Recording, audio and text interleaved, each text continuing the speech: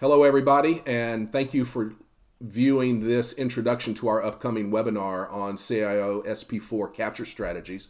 My name is Robert Turner, and on our webinar, which takes place next Tuesday, I'll be joined by my good friends Joshua Duvall and Kathy Lentz. Joshua does great work in the government contracts area as an attorney with Matras Edwards, and I'm sure you all know Kathy, who is a first-rate business developer in this government marketplace.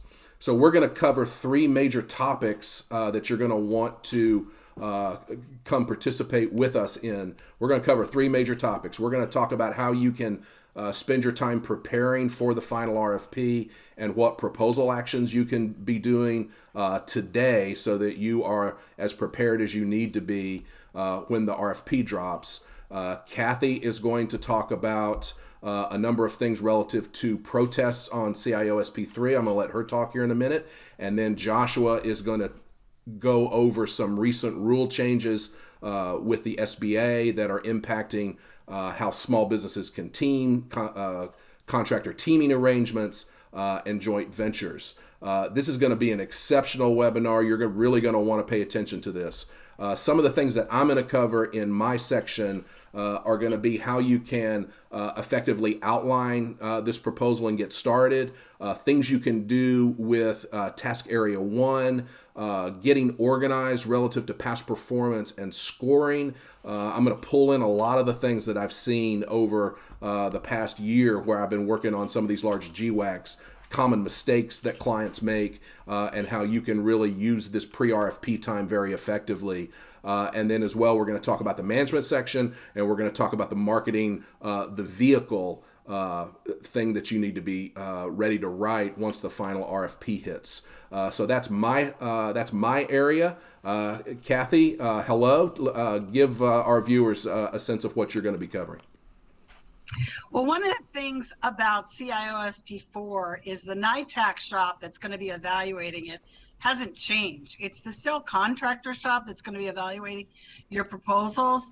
So you're trying to sit back and think, how can we get the lessons learned on the ramp-on that they did for CIO-SP3 about common mistakes that are made by bidders that threw them out, that didn't allow them to get through round one or round two, because there are going to be down selects. So we did an in-depth study and pulled out some key decisions that were made by companies that threw them out of the bidding process, and we're bringing that to you. We're bringing it in a way where we tell you what the requirement is so you understand how it can be a little bit different than CIO-SP4. What the issue was, and then what are the lessons learned. And in some cases, we're actually giving you examples, because you kind of need the examples to kind of see how can you write this differently. So hoping this is going to help you to do better, to learn from the past, how that you can be more successful in the future. Great, Kathy. Thanks very much. Joshua, give our viewers a sense of your topics for this webinar. Thanks, Robert, and good to see everyone. I'm going to be talking about SBA's recent regulatory change that took place in October and became effective in November of 2020. The rule change impacted a lot in small business contracting, including the 8A program, as well as past performance evaluations with respect to joint ventures and prime sub relationships, as well as some of the nuances in SBA's joint venture rules. So please come join us. It'll be a great time to sort of reorient ourselves as we head into the final version of the CIO-SP4 RFP, which we hope will be released sometime in March.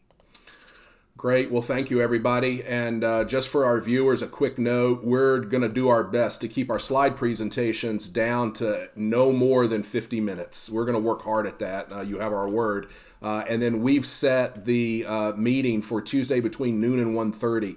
So we're going to leave as much time as we can for Q&A, live discussion. We've already collected some questions, and we have also been having some interactive discussions over email with folks at the SBA and at NITAC. So I think we've got a lot to bring to you, and hopefully we can help you prepare to win a spot on this contract.